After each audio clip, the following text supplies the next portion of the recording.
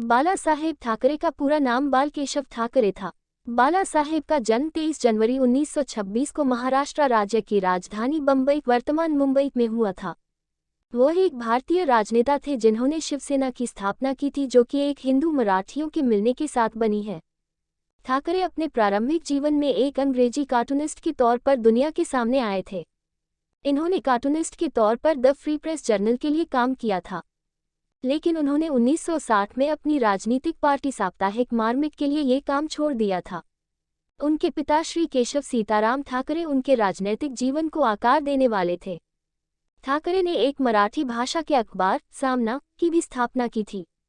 मुसलमानों पर हमला करने वाले विचारों की प्रशंसा करते हुए और अडोल्फ हिटलर की प्रशंसा करते हुए उन्हें सराहना मिली।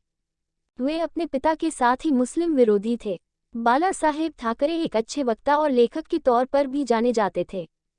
पूरे महाराष्ट्र में खासकर के मुंबई में उनके पास एक बहुत समर्थकों का साथ था। उनकी पार्टी ने बढ़ते हुए समय के साथ उसके विद्रोहियों के खिलाफ हिंसक गतिविधियों को अंजाम देते रहते थे।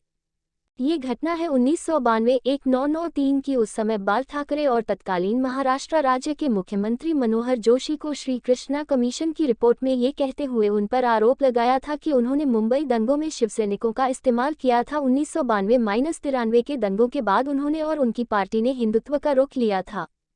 उसी समय विपक्ष ने उन्हें धर्म के नाम पर वोट मांगने की शिकायत चुनाव आयोग से की। चुनाव आयोग ने सिफारिश को सही मानते हुए किसी भी चुनाव में वोट देने और चुनाव में खड़ा नहीं होने दिया।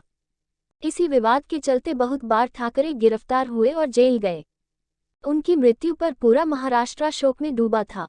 उनकी अंतिम यात्रा में बहुत बड़ी संख्या में लोग आए थे। ठाकरे के पास कोई राजनीतिक पद नहीं था और वे अपनी पार्टी में लीडर के तौर पर कभी नहीं देखे जाते थे।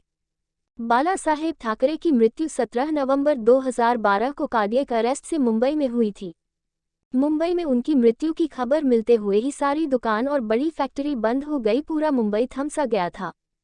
पूरा महाराष्ट्र राज्य हाई अलर्ट पर था। पुलिस ने जनता से शांति की अपील की और 20,000 मुंबई पुलिसकर्मी और राज्य रिजर्व पुलिस बल की 15 इकाइयां बने और रैपिड एक्शन फोर्स के 3 दल तैनात किए गए थे।